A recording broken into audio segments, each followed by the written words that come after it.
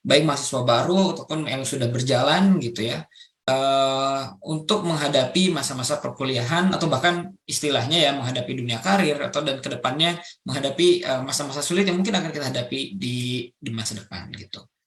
Nah, mungkin aku hendak menyampaikan sedikit ini ya. Saya menyampaikan sedikit sebuah kutipan dari Nietzsche. Beliau bilang bahwa what doesn't kill you make you stronger. Sesuatu hal yang tidak membunuh kamu berarti akan membuatmu jauh lebih kuat. Termasuk nilai ujian kalau misalnya jelek, kalau misalnya tidak membuat kita terbunuh, berarti itu akan membuat jadi lebih kuat gitu ya. Dan banyak hal lainnya yang akan saya coba jelaskan juga nih di materi yang akan saya sampaikan ini ya. Baik. Nah, kita akan menjalani dulu nih. Jadi kehidupan manusia nih, kehidupan kita itu bergerak dari SMP ke SMA, kemudian kuliah. Nah, waktu SMP, teman kita tuh homogen biasanya. Lingkaran pertemanannya kecil-kecil, kayak ya udah cuman segitu-segitu aja. Bahkan mungkin teman-teman SD kita jadi teman-teman SMP kita. Ya kan? Biasanya kita akan mempunyai teman-teman yang deket dan juga ya itu-itu aja gitu. Dan agak lebih terstruktur gitu ya. Dan bahkan kalau misalnya kita nilainya nggak bagus gitu ya atau di bawah KKM pasti dikejar-kejar sama guru, dibantu sama guru. Begitu pula ketika masuk ke dunia SMA, agak lebih dewasa, udah masuk masa puber, udah mulai kenal lawan jenis dan lingkaran dan jejaringnya semakin luas. Apalagi di SMA itu secara resmi udah ada yang namanya OSIS, Organisasi Siswa Intersekolah.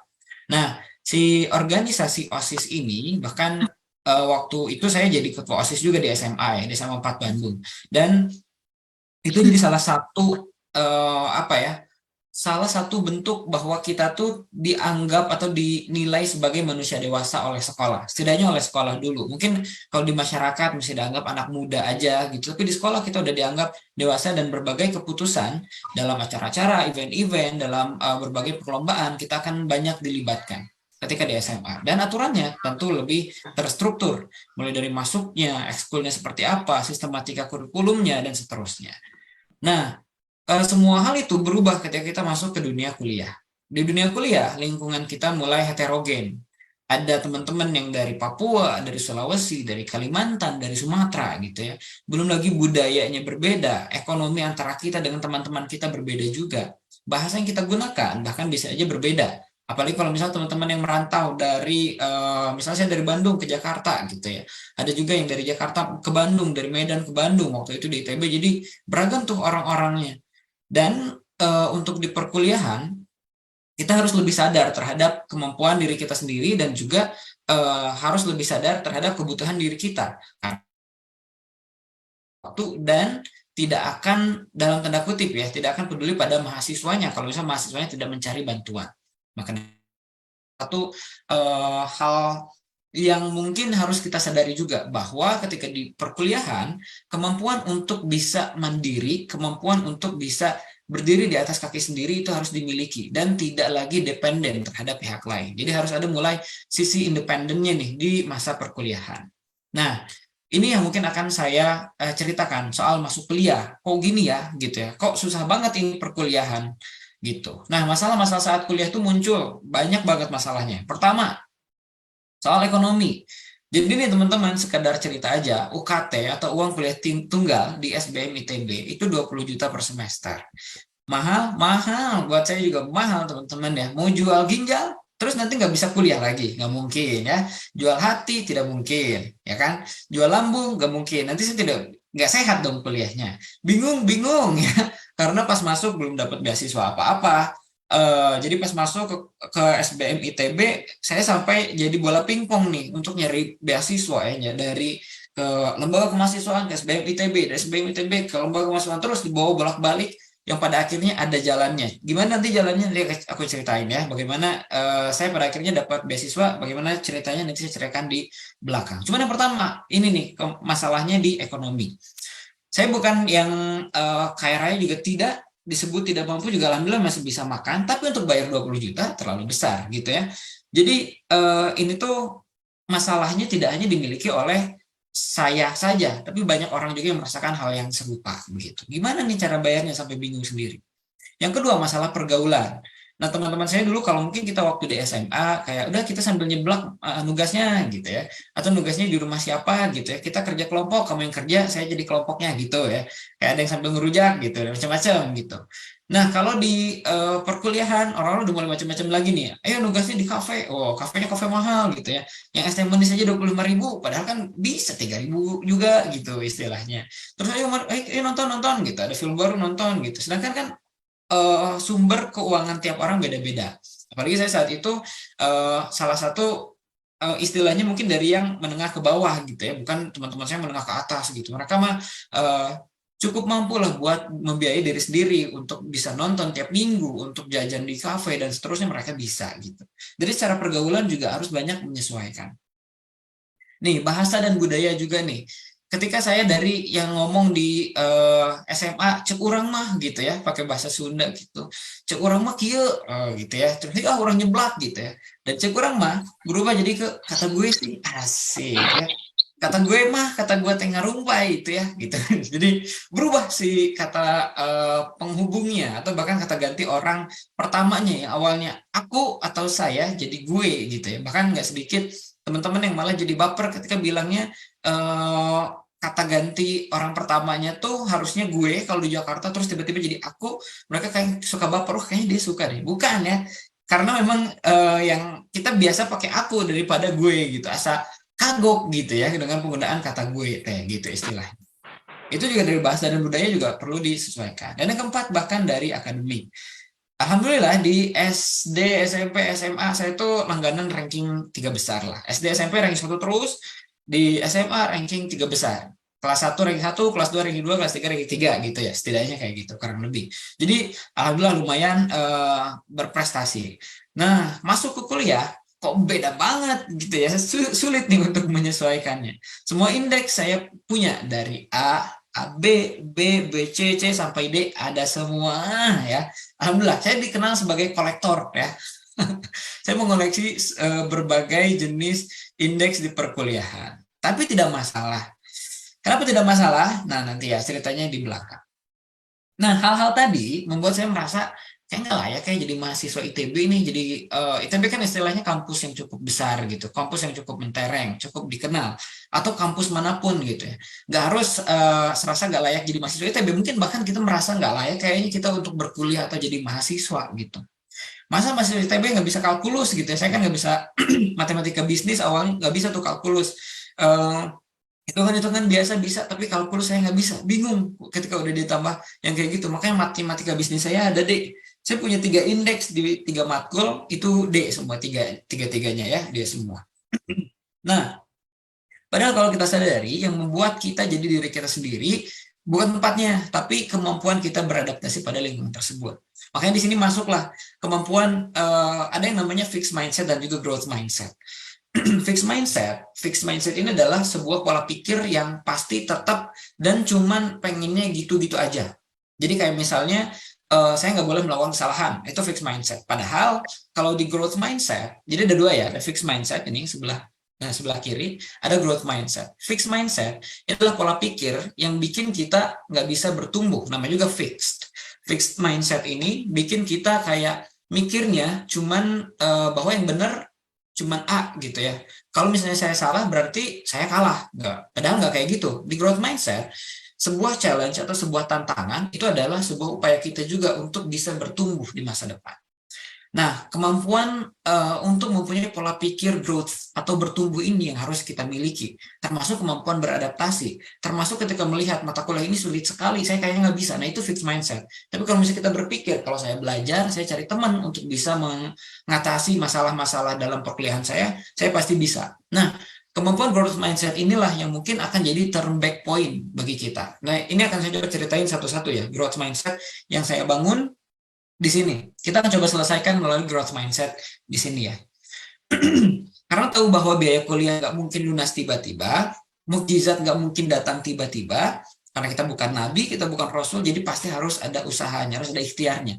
Kalau fixed mindset, saya akan berpikir bahwa kuliah saya nggak bisa bayar kuliah saya, terus ya udah deh, nggak usah lanjut kuliah aja. Itu fixed mindset. Bisa jadi membuat kita jadinya ya udah kita nggak usah usaha gitu. Penting kuliah aja, kalau misalnya udah disuruh keluar ya udah berarti saya harus menyerah. Nah, itu fixed mindset nih. Tapi kalau growth mindset, kita akan berusaha untuk cari informasi tentang berbagai beasiswa sebanyak-banyaknya. Daftar segala jenis beasiswa juga. Saya mendaftar mungkin ada 5 sampai 6 jenis beasiswa. Bahkan ketika dari SMA ke kuliah, saya coba daftar dari beasiswa Presiden University, ternyata cuma dapat diskon 75%, 25%-nya ternyata masih mahal. Kemudian pada akhirnya saya tidak lanjut gitu ya. Jadi pada akhirnya membuka berbagai jenis peluang beasiswa itu tuh perlu dilakukan untuk mungkin kita-kita ya, setidaknya untuk diri kita sendiri yang sadar bahwa sebenarnya kita agak kesulitan nih untuk menuntaskan biaya kuliah. Karena apalagi misalnya di ITB gitu ya, beasiswa itu nggak banyak, tapi banyak banget, beragam banget gitu ya, asalkan kita mau carinya. Dan berbagai beasiswa dari pemerintah Provinsi Jawa Barat, pemerintah Kota Bandung, pemerintah Republik Indonesia juga banyak. Karena kita banyak anak muda yang diharapkan untuk bisa punya pendidikan yang tinggi juga oleh pemerintah. Jadi kalau misalnya kita mau nyari, harusnya kita bisa menemukan beasiswanya dan kita bisa memantaskan diri untuk dapat beasiswa tersebut. Maka dari itu saya daftar segala jenis beasiswa. Dan alhamdulillah selama berkuliah saya mendapatkan 3 jenis beasiswa. Dari yang awalnya 20 juta rupiah itu saya bingung bagaimana cara bayarnya. Alhamdulillah saya mendapatkan satu, pertama beasiswa Kadar Surau ITB.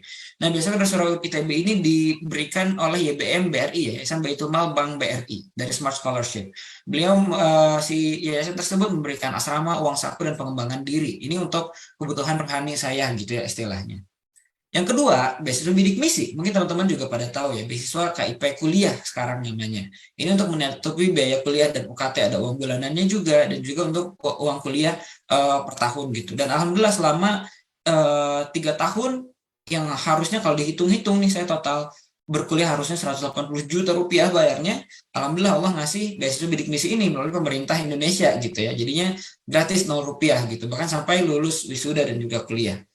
Nah, beasiswa bidik misi ini pun saya dapatkan bukan pas dari awal teman-teman, tapi ketika udah masuk kuliah cari baru dapat. Jadi awalnya saya mau daftar beasiswa Bawaku namanya, beasiswa Kota Bandung yang memberikan kurang lebih 5 juta rupiah lah. Nah saya awalnya mikir nggak apa-apa lah, mungkin agak motong sedikit 5 juta rupiah per semester ini gitu. Pas saya daftar ke lembaga kemahasiswaan, saya datang, Bu, saya mau daftar beasiswa Bawaku dari Kota Bandung. Tapi si ibunya melihat saya kan, namanya Bu Neneng, saya masih ingat. Si Bu Neneng di LK ini beliau bilang, Akbar kamu udah bayar UKT belum? Katanya. Mungkin kelihatan gitu ya wajah-wajah belum bayar UKT gitu, wajah-wajah beban gitu ya, wajah-wajah bingung bayar UKT gimana gitu, tanda-tanda kemiskinan terlihat di wajah saya gitu namanya. Nah, saya bilang iya Bu masih belum ini gitu. Terus kata si ibunya, oh ini lagi ada buka pendaftaran beasiswa bidik misi kuota tambahan katanya, mau nggak daftar? Mau Bu gitu. Nah pada hari itu saya bawa map gitu ya, kurang lebih map ukurannya sebesar kertas A4 gitu, isinya semua persyaratan pendaftaran beasiswa, mulai dari PLN gitu ya, bukti pembayaran listrik, bukti PDAM, rapot-rapot dan sebagainya saya siapkan. Pada hari itu juga sama Bu Neneng itu saya sendiri yang masukin angka-angkanya, nilai-nilai rapot saya ke komputer yang ada di lembaga kemahasiswaan. Si Bu Nenengnya yang ngerata-ratain. Ini bar nilai segini, segini, segini. Oke, saya masukin. Dan ternyata hari itu juga adalah hari terakhir pendaftaran beasiswa bidik misi kuota tambahan. Dan alhamdulillah saya lolos beasiswa bidik misi kuota tambahan dengan rapot tadi dan bisa berkuliah dengan aman, tentram, tenang, dan sejahtera gitu ya dengan beasiswa bidik misi tadi. Nah, poinnya apa di sini teman-teman? Kita tahu bahwa ada yang namanya kesuksesan. Nah, kesuksesan itu adalah ada 2 komponen. Pertama, kemampuan. Yang kedua, kesempatan. Ketika kemampuan bertemu kesempatan, itu tuh sama dengan kesuksesan atau keberhasilan. Jadi ketika kita belum punya kemampuan, tapi ada kesempatan, kesempatannya aja nih, tapi kita belum mampu, gak sukses tuh, kita gak akan berhasil. Begitu pula sebaliknya. Kalau misalnya kesempatannya ada, tapi kemampuannya belum, nah kita gak masuk tuh. Nah, pada saat itu, saya ada kesempatan nih, sama Bu Neneng dikasih nibar, ada beasiswa bidik misi. Dan pada saat itu pula, saya ada kemampuan. Kemampuannya adalah dengan menyiapkan semuanya, gitu ya. Dengan menyiapkan nilai-nilai rapot dan seterusnya, saya siapkan. Dan pada akhirnya, atas izin Allah, semuanya tergabung, gitu ya. Kemampuan dan kesempatan ini bergabung, gitu. Jadi, berhasillah saya mendapatkan beasiswa bidik misi, gitu. Memang nggak ada tes-tesnya, tapi kalau misalnya saat itu saya tidak mempunyai persyaratan dan tidak membawa pendaftaran tadi, maka belum tentu saya bisa mendapatkan beasiswa bidik misi. Mungkin pada saat ini saya masih di perkuliahan, masih di ITB, masih bingung gimana cara bayar kuliah gitu ya. Makanya nanti di ujung akan saya ceritakan kenapa hidup kita kayak sepeda, kenapa kita harus gerak terus gitu ya.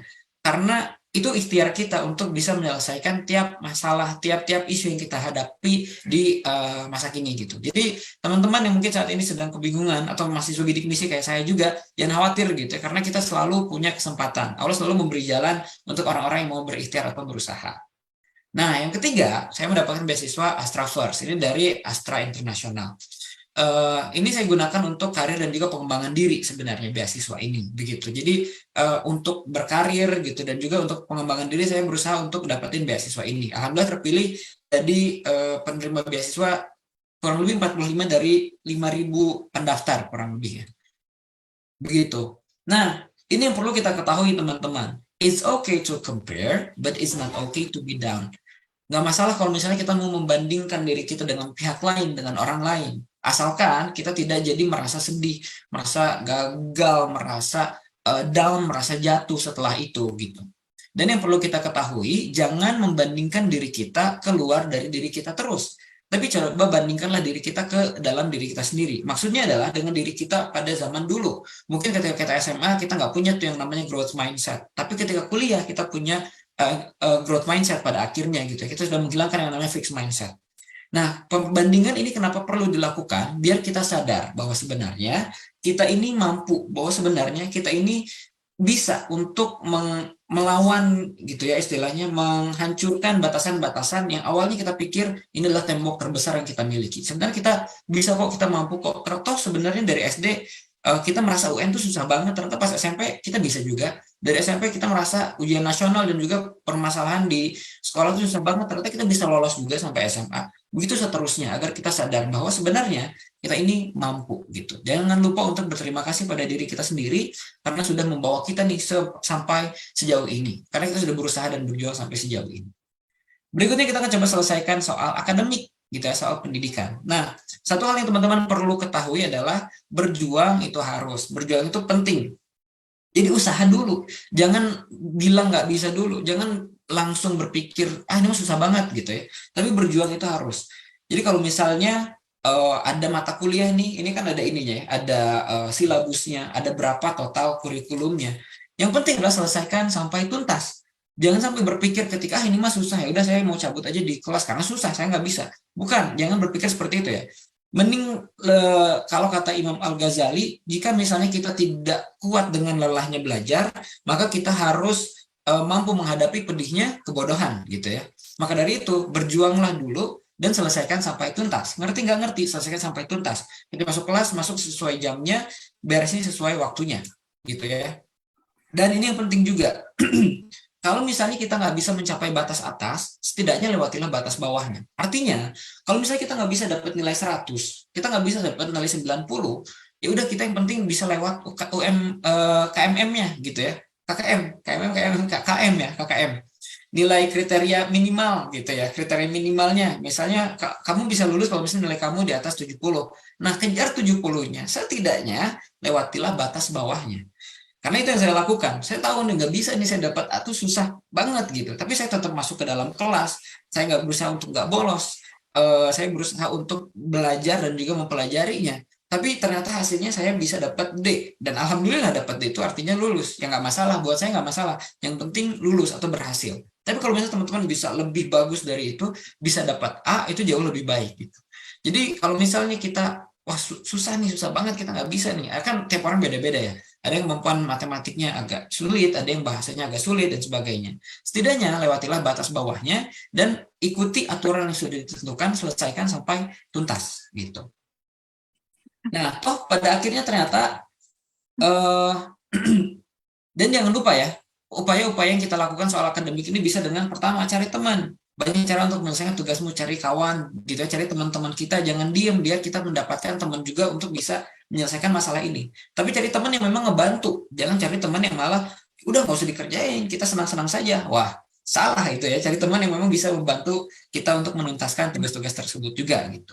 Dan kadang-kadang mungkin ada momennya kita harus berbagi. Ini waktu saya di panti asuhan saya waktu itu kita ada acara berbagi gitu. Saya belajar tentang berbagi tentang bahasa Inggris gitu untuk anak-anak di panti yatim sana gitu, sharing gitu ya.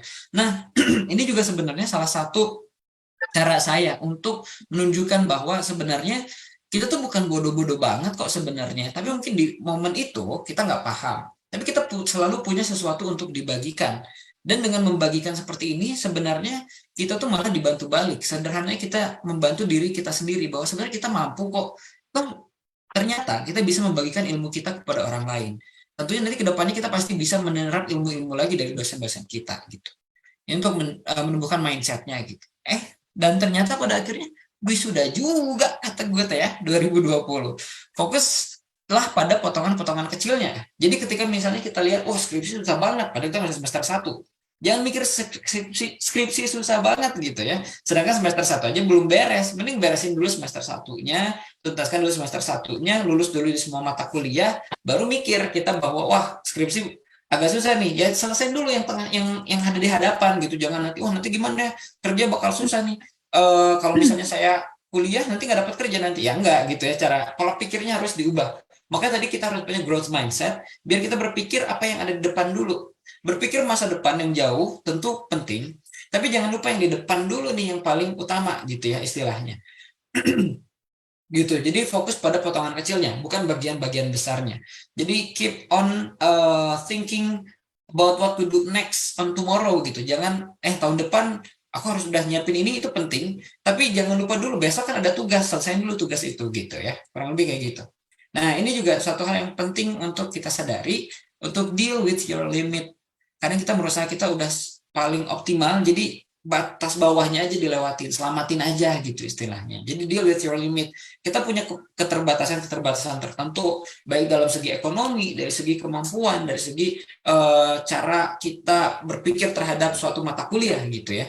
Itu nggak masalah. Yang penting kita berusaha untuk bisa menuntaskannya, menyelesaikannya sesuai dengan aturannya, aturan dasarnya gitu istilahnya ya. Nah, ini soal nggak usah maksa, akan selalu ada untuk masuk ke suatu lingkaran-lingkaran tertentu. Jadi selalu ada orang yang tepat untuk kita sebenarnya. Kita tuh pada akhirnya akan bertemu dengan orang-orang yang sesuai passionnya, yang sesuai dengan minatnya, yang sesuai dengan cara kita bergaul juga. Jadi jangan khawatir dan temukanlah lingkaran-lingkaran yang tepat. Serta jangan lupa untuk mengembangkan diri kita sendiri. Kenapa harus mengembangkan diri? Dengan kita mengembangkan diri, mungkin kita akan bertemu dengan pihak-pihak lain, dengan orang-orang lain, kita masuk ke organisasi-organisasi lain, dan pada akhirnya kita tidak lagi sendirian, dan juga kita bisa bergaul atau bertemu dengan orang-orang yang sesuai dengan diri kita gitu ya, secara pergaulannya. Nah, ini kurang lebih beberapa pergaulan yang saya coba lakukan. Waktu itu saya membuat karya misalnya ke kompetisi sama teman saya, ini namanya Istri Hardianti gitu ya. Kami bikin sebuah buku anak judulnya Vlog Kuliner Ujang Guludug gitu ya.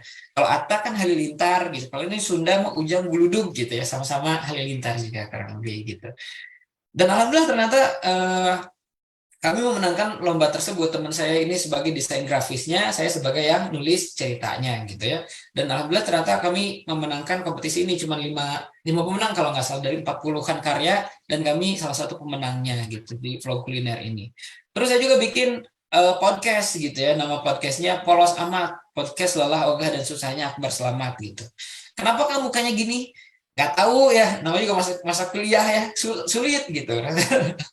Ini giginya gigi palsu sih guys sebenarnya ya. Jadi aku bikin aja biar menarik aja. Kan namanya juga pengen menunjukkan kesalahan-kesalahan dalam diri gitu. Nah, ini jadi sebuah karya. Ini ada di Spotify, teman-teman bisa cek ya. Di Spotify saya bisa dengerin juga. Judulnya Polos Amat. Nah, yang ketiga ikutan lomba lagi juga nih.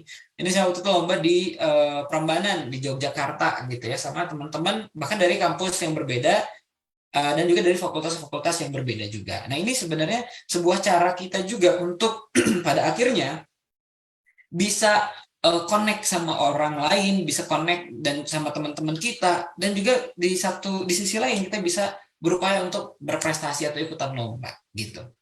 Nah, ini nih yang penting berikutnya. Do something to prove that you are worthy. Lakukan sesuatu untuk membuktikan bahwa kita sebenarnya berharga.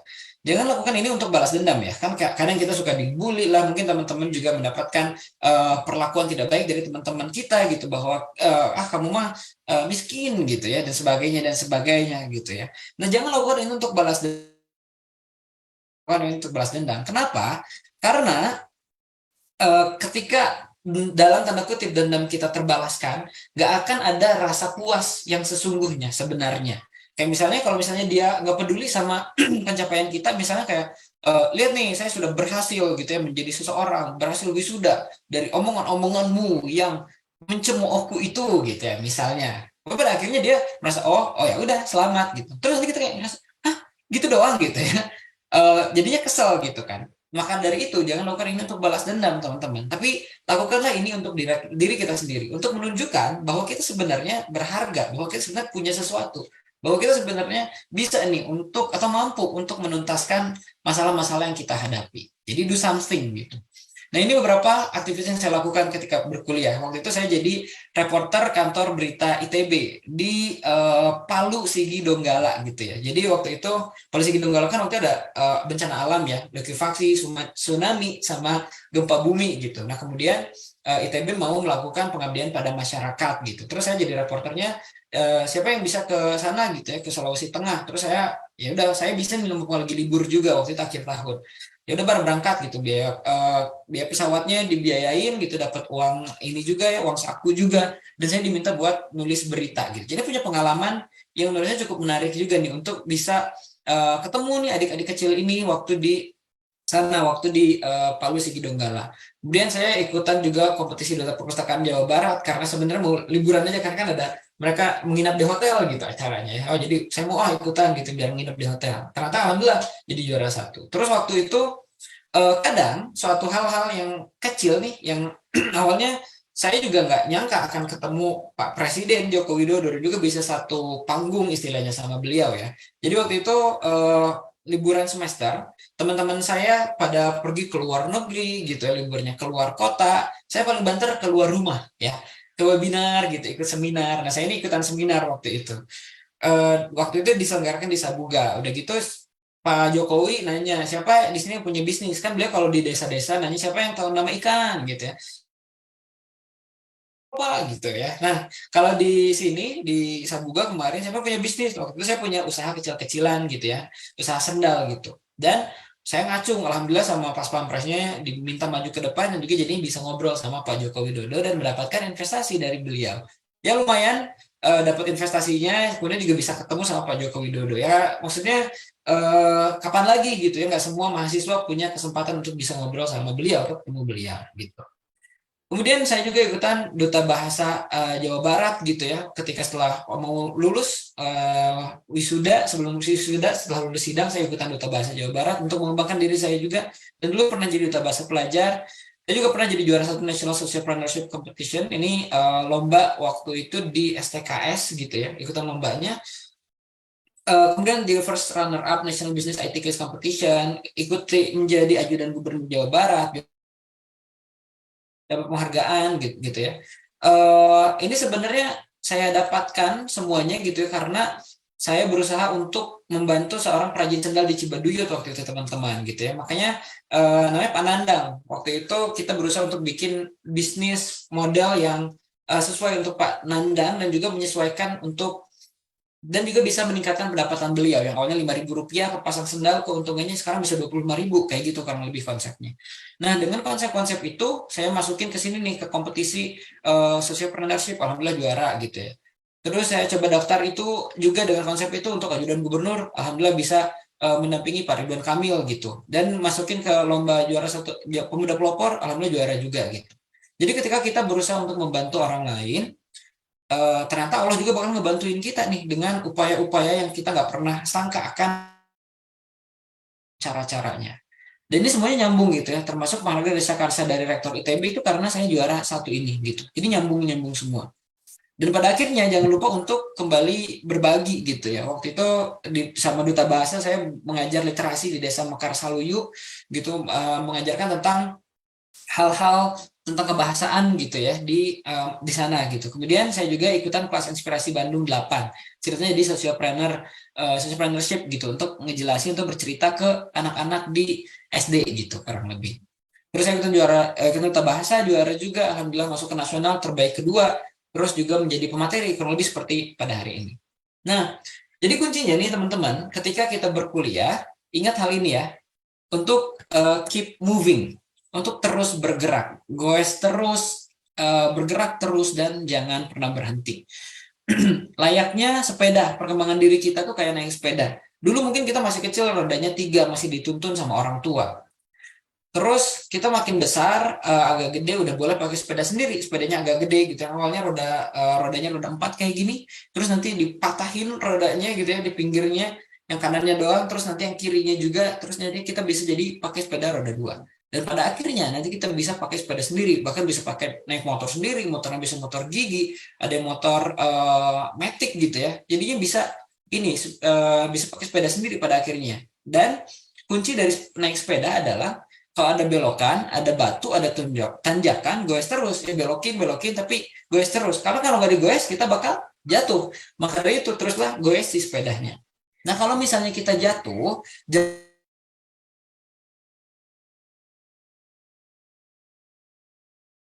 Nah, Akbar, sorry, suaranya putus, hilang.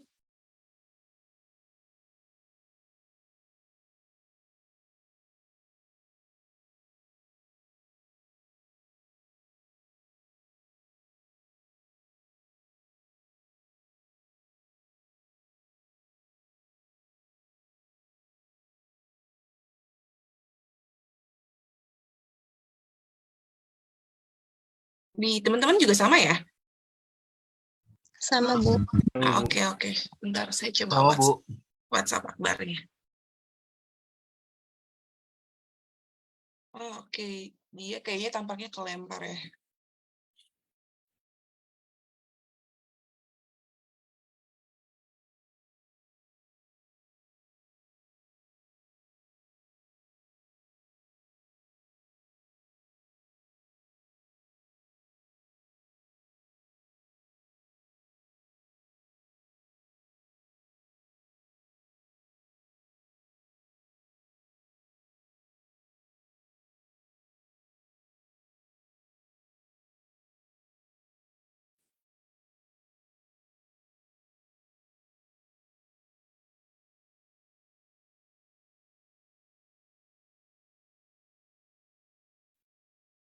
Oke, kata Akbar katanya internet kantornya lagi ada problem. sudah deh, udah aman lagi. Udah masuk? Oke. Aman ya? Yuk. Oke, baik. Maaf ya teman-teman, tampaknya tadi ada ini sebentar ada error dulu sebentar gitu ya. Harusnya berapi-api gitu ya. Bener-bener. Lagi serius mau dengerin tiba-tiba hilang. Langsung tiba-tiba hilang gitu. Nah, kita lanjutkan ya. Nah, pahami jalannya, pahami tujuannya, biar kita tahu juga. Kalau misalnya kita tahu jalannya, kita tahu tujuannya, kita jadi lebih fokus dan juga bisa menyiapkan apa-apa yang harus disiapkan nih ketika di jalannya. Kalau misalnya kita tahu jalannya 2 jam, kita bakal buka di jalan, ya siap. Kita siap-siap bawa buka puasa dari rumah gitu. Jangan sampai pas di jalan terus udah waktunya buka, kita bingung untuk nyari si minum untuk bukanya kayak gitu ya. Nah, kalau rantainya putus, ya cari bengkel, perbaiki, benerin dulu. Begitu pula dalam hidup kita, kalau misalnya kita merasa perjuangan kita atau upaya-upaya kita kayak kok nggak ada ininya ya, nggak ada hasilnya gitu. Nah, coba cari bantuan, mungkin ke dosen wali, dosen pembimbing, atau coba ke bagian konseling di kampus misalnya ya, karena kan ada ya. Dan yang paling penting adalah jangan usai sebelum sampai. Kalau misalnya belum beres, belum benar-benar tuntas, belum selesai, jangan merasa udah aja, jangan menyerah dulu gitu. Terutama ketika teman-teman merasa perkuliahan di semester 5 gitu ya, tinggal bentar lagi kok. Bentar lagi mungkin akan terlihat lama, tapi sebenarnya itu kalau misalnya kita fokusnya sama hal-hal kecil di depan, insya Allah kita bakal tuntas juga pada akhirnya. Jadi jangan usai sebelum sampai. Dan kita tidak harus jadi juara. Kita nggak harus jadi pemenang juara nomor 1, nggak harus. Tapi kita harus berjuang. Tapi kita harus berikhtiar. Tapi kita harus selalu mengupayakan yang terbaik yang bisa kita lakukan. Oke, sekarang kita coba wrap up ya dari keempat hal yang tadi. Pertama, it's okay to compare, but it's not okay to be down. Gak masalah kalau misalnya mau mengkomparasi diri kita dengan orang lain, atau yang paling bagus malah komparasi diri kita dengan diri kita sendiri untuk menunjukkan bahwa kita sebenarnya semakin baik ke depannya. Yang kedua, deal with your limit.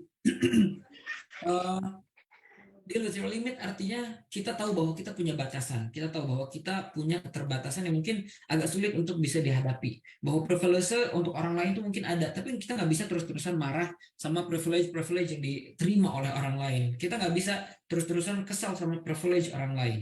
Kita selalu punya privilege yang Tuhan berikan, yang Allah berikan, yaitu berusaha Itu kemampuan untuk berusaha, kemampuan untuk senantiasa berikhtiar. Itu privilege yang mungkin Allah berikan gitu. Kesadaran bahwa kita sebenarnya tidak mampu, tapi kita tahu bahwa kita mampu. Nah, privilege yang Tuhan berikan mungkin bentuknya tidak selalu berupa materi, kekayaan gitu ya.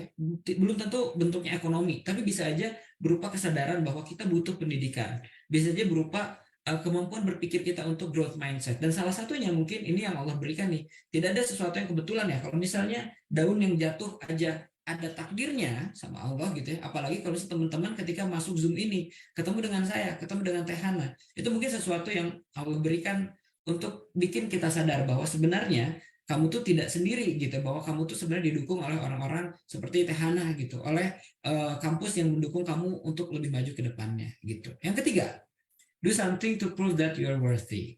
Lakukan sesuatu untuk menunjukkan, untuk membuktikan bahwa kamu itu berharga. Untuk siapa? Untuk diri kita sendiri, menunjukkannya ya, bukan untuk orang lain. Yang keempat, keep moving, teruslah bergerak, teruslah beranjak, teruslah berjalan, goes terus, istirahat sesekali boleh, tapi jangan lupa untuk bangkit lagi, jalan lagi, gitu ya. Mungkin itu saja yang dapat disampaikan. Terima kasih banyak teman-teman sudah mendengarkan. Apabila ada waktu pertanyaan boleh, tapi kalau misalnya tidak juga tidak masalah, bisa dilangsung saja. Boleh mengikuti akun Instagram saya di akbar.selamat. Siapa tahu kita bisa berhubung dan juga berkomunikasi, atau teman-teman mau nanya secara langsung ke saya, boleh sekali nanti langsung tanyain aja di Instagram saya ini ya. Terima kasih. Hatur nuhun Teh Hana. Assalamualaikum warahmatullahi wabarakatuh. Waalaikumsalam warahmatullahi wabarakatuh. Oke, makasih banyak, Akbar. Teman-teman semuanya gimana hari ini rasanya udah mendapatkan pemaparan materi yang fresh sekali ya dari Akbar. Dan menurut saya kayaknya sangat relate juga dengan kondisi teman-teman juga. Dan mudah-mudahan teman-teman jadi punya semangat untuk berubah jadi lebih baik. Teman-teman juga punya semangat untuk menuntaskan segala sesuatu yang udah teman-teman mulai.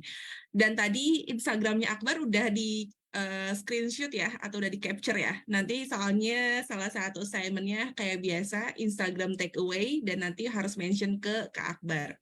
Oke, em, sebelum Kak Akbar meninggalkan Zoom hari ini gitu ya, karena Kak Akbar juga di tengah-tengah apa namanya working hour dan menyempatkan waktu untuk ngobrol sama kalian, jadi sangat apresiasi sekali untuk waktunya Kak Akbar. Saya juga ingin meminta teman-teman barangkali ada yang ingin bertanya atau mungkin memberikan pendapat juga itu diperkenankan tentang apa yang sudah disampaikan oleh Akbar. Boleh? Silahkan.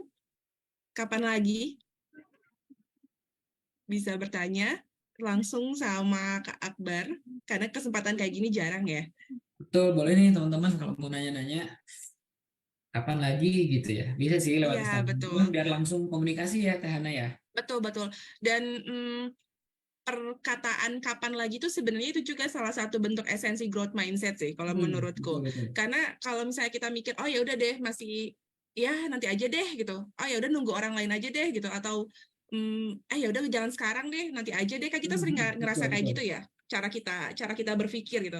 Tapi pada saat kita bilang kapan lagi itu sebenarnya salah satu cara buat diri kita untuk ngelatih si growth mindset itu. Jadi kita langsung langsung apa ya namanya grab the opportunity langsung di depan kita gitu tanpa harus kita nunggu. Jadi Ya, benar. it's your time sebenarnya untuk tadi kalau kata Akbar adalah prove your words gitu ya, dan ini salah satu caranya.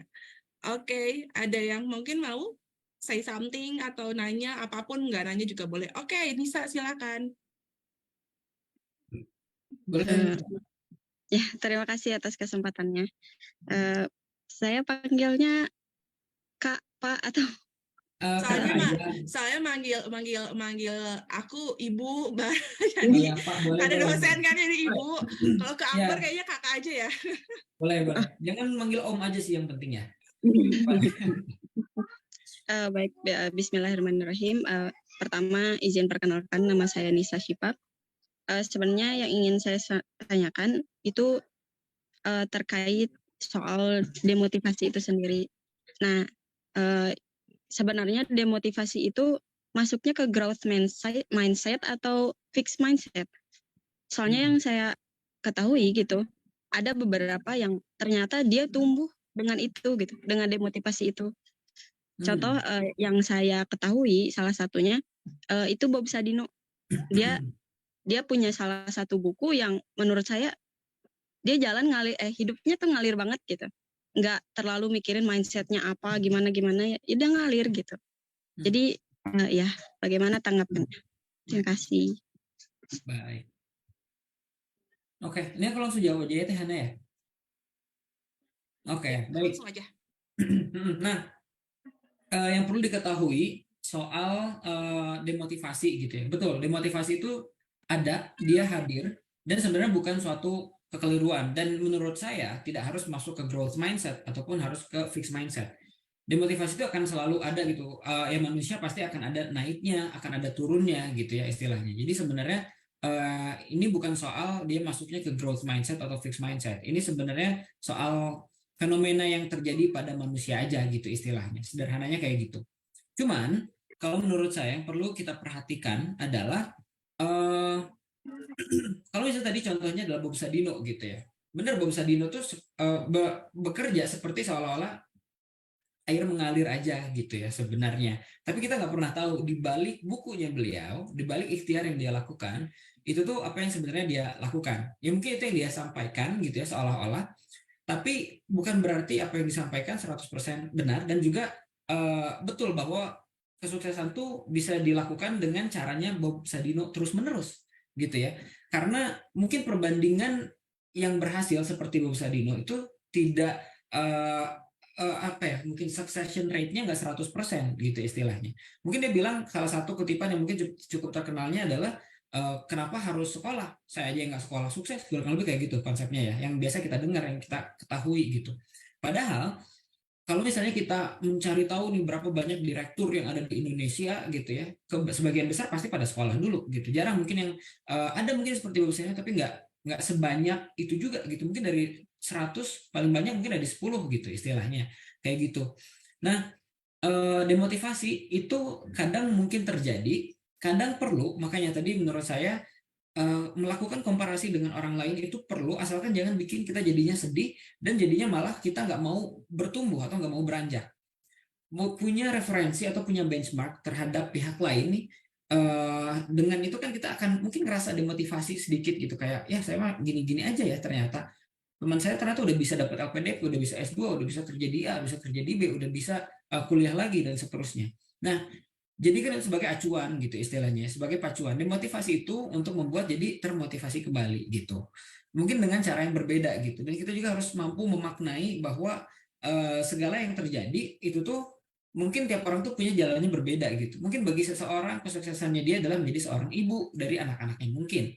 Tapi bagi kita kesuksesan adalah kalau misalnya kita bisa melihat senyuman orang tua kita ketika mereka melihat kita wisuda gitu. Nah, kesuksesannya tiap orang tuh mungkin bisa beda-beda dan tidak usah mengurangi nilai dari kesuksesan orang dan juga tidak usah merasa tinggi daripada orang lain. Setiap orang tuh punya nilai yang dianutnya masing-masing, yang dihargainya masing-masing, yang dihormatinya masing-masing. Yang paling penting adalah kita merasa bahwa apa yang kita yakini benar itu kita lakukan dan juga kita terus kejar gitu sampai either tercapai atau kita bisa mendapatkan substitusinya gitu istilahnya.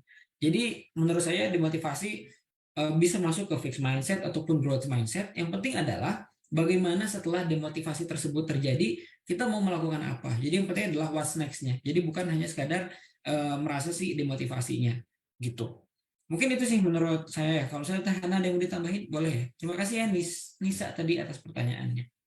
Oke, menarik sekali jawaban dan pertanyaan juga dari Nisa dan Akbar. Kalau mungkin kalau dari sudut pandang saya ya, kalau saya ngelihatnya, kalau kita berbicara mengenai motivasi kan sebenarnya motivasi itu hadir ketika kita punya pola pikir tertentu gitu ya. Jadi misalnya katakanlah kenapa kamu mau hadir ke kelas ini, itu pasti ada latar belakang yang menyelimuti perilaku kamu gitu ya. Jadi kalau kita mau ngomongin motivasi, kita harus nariknya tuh memang sebenarnya harusnya dari mindset dulu gitu. Jadi pada saat dia bilang misalnya Bob Sadino berpikir bahwa kalau misalnya gitu ya, saya bisa jadi pembisnis handal tanpa sekolah, berarti ada pola pikir yang membentuk dia seperti itu gitu. Dan pola pikir itu kalau kita ngomongin mindset itu berarti adalah kalau secara definisi itu adalah set of attitudes and belief that we hold. Jadi itu adalah segala sesuatu sikap dan kepercayaan atau keyakinan yang kita bawa dalam jangka waktu yang sangat lama sekali. Jadi kalau misalnya kita terdemotivasi atau kita ngerasa kehilangan alasan dalam melakukan sesuatu, cek lagi belief system-nya kita atau mindset-nya kita. Makanya kenapa kalau misalnya kita mau ngomongin motivasi dalam bentuk training apapun gitu ya, itu selalu, kalau kita mau ngomongin motivasi betul, dalam segala training apapun, itu selalu berawal dari mindset training dulu. Baru nanti kita ngomongin sih motivasi gitu ya. Makanya kalau dari silabus juga saya masukinnya pertemuan ini growth mindset, pertemuan berikutnya tuh baru kita ngomongin motivasi. Karena motivasi kita nggak akan tahu nih itu bener apa enggak kalau kita nggak punya mindset yang tepat gitu. Jadi demotivasi memang sesuatu yang normal dan wajar sekali gitu ya. Tapi untuk bisa itu menjadi motivasi kembali atau kita mengubah itu menjadi motivasi yang baik lagi, dicek si mindset kitanya gitu. Baru itu kita lihat perilakunya. Oh, ini perilaku kita itu akan masuk ke fix atau growth ya, gitu maksudnya. Jadi kenapa kamu harus punya yang namanya pola pikir yang tepat. Makanya kalau kata Adam Grant itu salah seorang peneliti dari saya lupa Wharton University kalau nggak salah, dia penulis buku Think Again. Dia bilang makanya kenapa manusia itu tuh harus terus melakukan 3 hal. Pertama, learn, unlearn, sama relearn. Tujuannya buat apa? Buat ngecek si mindset kamu gitu. Kalau kamu selama ini mindsetnya ya udah deh nggak apa-apa, hidup gini-gini aja, yang penting masih hidup, itu kayak anak panti. Di panti saya sering pernah ketemu, saya tanya, kamu kalau udah keluar dari panti pingin jadi apa dan pingin kemana, jawabannya gimana Allah aja teh. Bener sih gimana Allah gitu ya, tapi apakah itu mindset yang tepat gitu ya, itu kan harus sering dicek ya sama kita. Makanya kenapa kamu harus sering relearn, learn, dan unlearn. Unlearn tujuannya apa sih? Belief-belief yang lama yang udah nggak relevan tuh harus kamu ilangin tuh.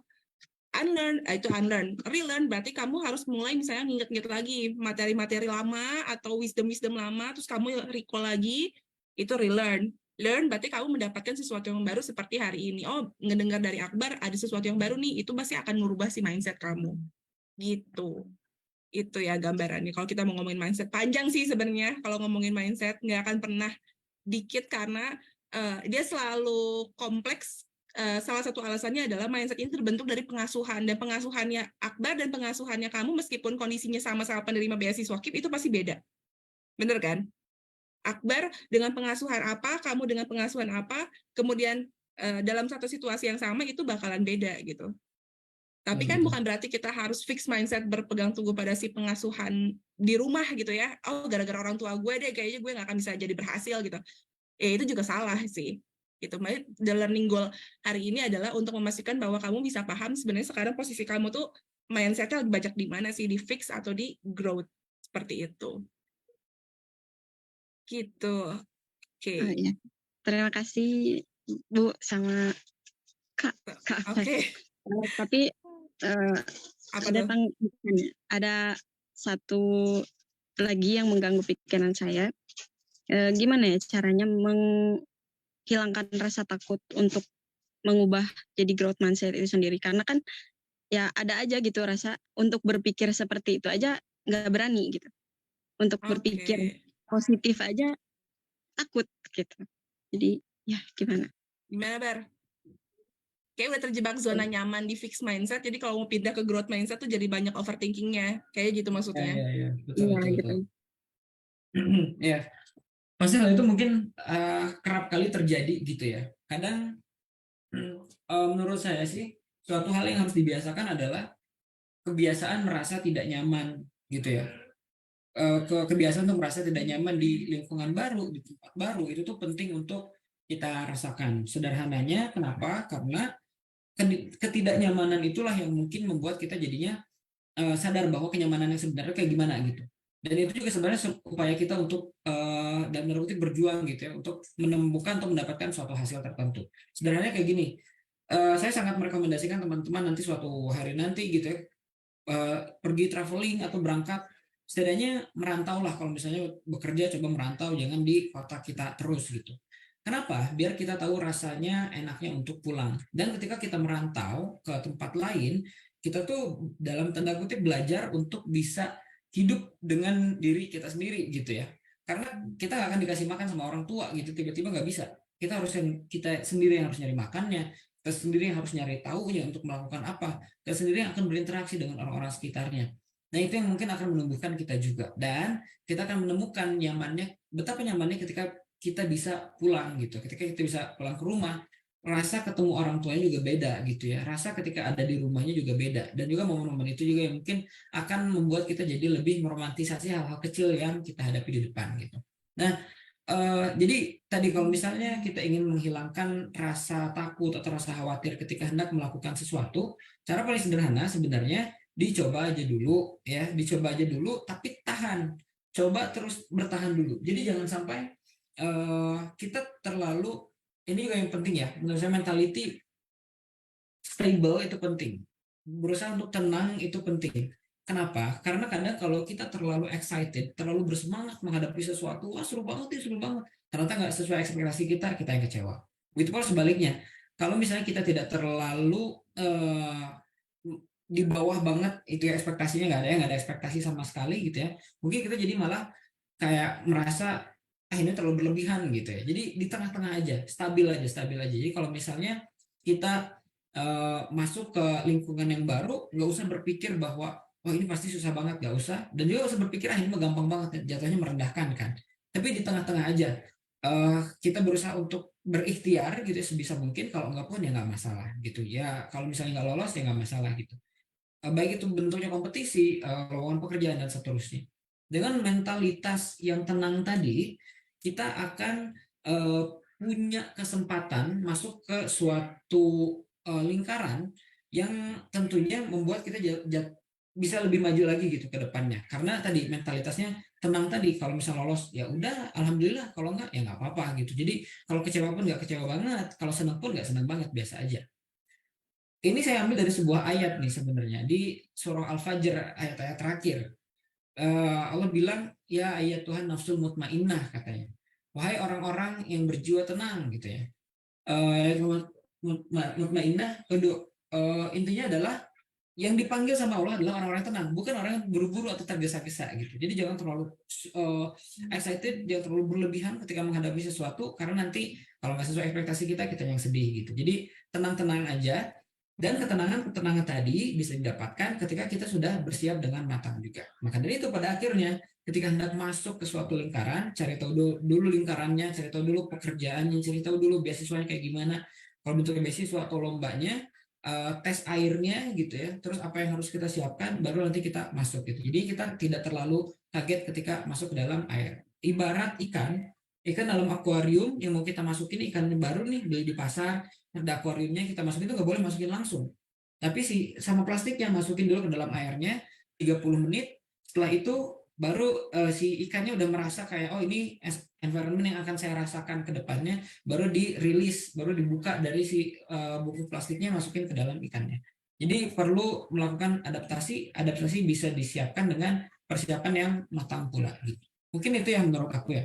Dan pada akhirnya jangan lupa untuk ya dicoba aja dulu, kalau misalnya sesuai, kalau misalnya kita tampaknya mampu, bisa atau ingin coba aja dulu gitu. Karena kegagalan itu bukan lawan kata dari kesuksesan. Kegagalan itu adalah bagian dari kesuksesan. Jadi untuk sukses harus gagal dulu, nggak bisa langsung tiba-tiba gitu. Ya, jadi jawabannya dicoba dulu ya. Karena kalau nggak dulu. dicoba kita nggak akan tahu bakalan sampai sejauh mana. Betul. Oke, ada lagi yang mau bertanya selain Nisa? Silakan, satu pertanyaan terakhir. Boleh. Silakan. Yang ada unek-unek nih. Bisa disampaikan sekarang. Mumpung ada Akbar juga.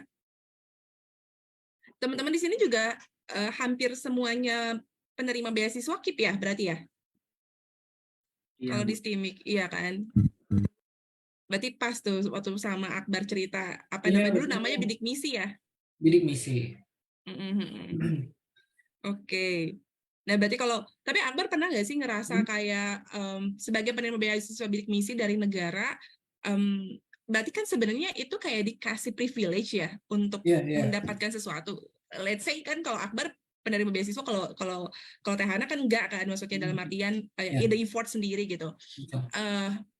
Itu pada saat itu ada pikiran nggak misalnya saya tuh dapat nih dari negara, what should I do to contribute to to this country gitu maksudnya. Harus ngapain sih gue dengan segala semua yang udah didapatin dari ini semua, apa yang harus effort aku lakukan? Berarti kan effortnya harus lebih ekstra dong, penerima Betul, betul. beasiswa dengan non beasiswa gitu. Waktu Iya, itu iya. sempat mikir kayak gitu nggak, Bar? Betul, pasti Rek. Sebenarnya eh, dalam tanda kutip ini tuh jadi beban yang tapi menyenangkan gitu ya. Karena kita harus bisa menuntaskan perkuliahan karena dibayarin, dan itu jadi motivasi juga. Pengingat juga sebenarnya bahwa kita nggak bisa. Ini kan pemerintah ngejor-jorin biaya buat kita tuh cukup besar gitu ya. Kalau misalnya kita bayar sendiri bahkan mungkin nggak kebayar. Tapi sama pemerintah disediain nih biayanya. Artinya harapan pemerintah terhadap kita tuh cukup tinggi. Dan alasan saya kenapa ikutan kompetisi, lomba-lomba, bukan sebenarnya untuk nyari prestasi-prestasi banget sebenarnya, tapi untuk menunjukkan kepada pemberi beasiswa, baik dia melihat atau tidak, atau bahkan orang-orang yang melihat bahwa saya sebenarnya mungkin tidak layak dapat beasiswa tersebut, untuk menunjukkan. Hilang kayak sinyalnya. Bar, hilang loh. Lagi semangat-semangatnya nih. Halo, Bar, hilang lagi. Oke, kayaknya sinyal di kantor. Oke, dan sekarang dia langsung hilang. Oke, baiklah. Ya, sebenarnya tadi Ibu tuh sebenarnya nanya aja ke Akbar kenapa seperti itu, karena biar teman-teman yang sekarang mungkin mindsetnya sedang keliru atau mungkin saat ini sedang kehilangan arahan juga gitu, bisa memahami bahwa privilege penerima beasiswa itu luar biasa sekali, dan you have to think about how can I do contribute gitu ya dengan apa yang sudah aku dapatkan. Not necessary kamu harus tiba-tiba jadi PNS juga sih sebenarnya at the end of the time gitu ya. Tapi saya berharap kamu bisa apa ya namanya memperjuangkan apa yang sudah orang lain perjuangkan juga buat kamu, because I really know khususnya di STIMIK bagaimana Pak Untung gitu ya memperjuangkan kamu untuk bisa dapat beasiswa. It's not easy guys, itu gak gampang. So itu kenapa penting sekali untuk bisa kamu punya mindset seperti itu, karena ya balik lagi gitu ya, you already get yang gak orang lain dapatkan gitu. Jadi itu kenapa tadi saya coba nanya ke Akbar terkait dengan hal itu. Halo Bar, udah kembali. Halo, sudah kembali. Internet Oke, tadi sampai kemarin. mana ya ngomongnya by the way? Ya, sampai menunjukkan bahwa Ya bentuk oke, terima kasih lanjut. kita ya gitu ya pada negara istilahnya yang sudah membiayai kita adalah dengan menjadi warga negara yang baik, dengan berkontribusi untuk negara semampu kita gitu ya. Nah, cara sederhana saya adalah misalnya dalam membantu perajin sendal di Cibaduyut tadi, dan ternyata dari sana juga muncul kompetisi-kompetisi yang bisa saya ikuti, lomba-lomba yang saya bisa ikuti yang alhamdulillah jadi juara. Dan itu menunjukkan bahwa dengan beasiswa bidik misi saya bisa nih mencapai beberapa prestasi ini, dan ini bentuk ucapan terima kasih saya terhadap beasiswa yang memberikan kepada saya. Jadi jangan sampai berpikir bahwa oh memang pemerintah seharusnya ngasih sesuatu buat saya karena kan saya warga negara. Tidak selalu, jangan terus-menerus berpikir seperti itu gitu ya. Muhammad Hatta pernah bilang, jangan tanyakan apa yang negaramu pernah berikan kepadamu, tapi tanyakanlah apa yang kamu telah berikan kepada negaramu gitu ya. Apa yang kita bisa berikan gitu. Bahkan ketika saya bekerja nih Teh, karena ternyata pajak bekerja kan lumayan ya. Luar biasa. Potongan pajak penghasilan itu lumayan besar gitu. Terus ini uang buat siapa sih gitu? Udah kadang dikorupsi nih uang saya gitu ya dan sebagainya.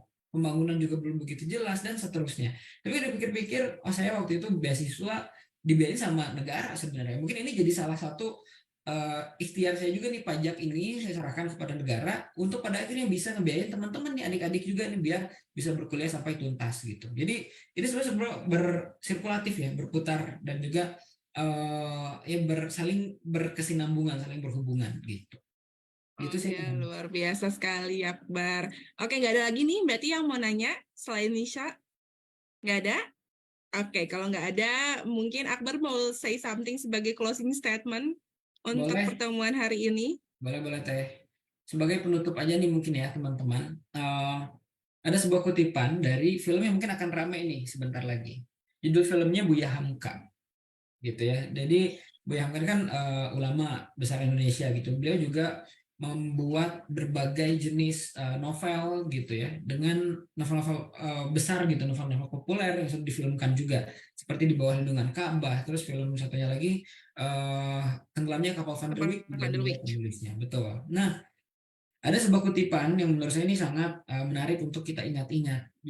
Beliau bilang, kalau hidup hanya sekadar hidup, babi di hutan juga hidup. Kalau bekerja hanya sekadar bekerja, kera juga bekerja. Jadi teman-teman sebagai mahasiswa jangan hanya sekadar hidup, jangan sekadar hanya kuliah gitu ya, tapi berusaha untuk bisa bermanfaat untuk orang-orang sekitar. Kalau belum bisa bermanfaat untuk orang sekitar, setidaknya jangan merepotkan atau menyulitkan orang-orang sekitar kita. Berupayalah untuk berdiri di atas kaki kita sendiri, karena itulah bentuk kita bahwa kita bisa independen dengan diri kita sendiri, bahkan bisa membantu pihak-pihak di sekitar kita. Itu saja mungkin Teh Hana. Terima kasih banyak teman-teman sudah mendengarkan. Semua yang benar hanya dari Allah, semua yang salah dari saya pribadi. Assalamualaikum warahmatullahi wabarakatuh. Waalaikumsalam warahmatullahi wabarakatuh. Kita foto bareng dulu ya sebelum Akbar meninggalkan Zoom hari ini. Oke, di sini saya boleh minta tolong ke Abdul Soleh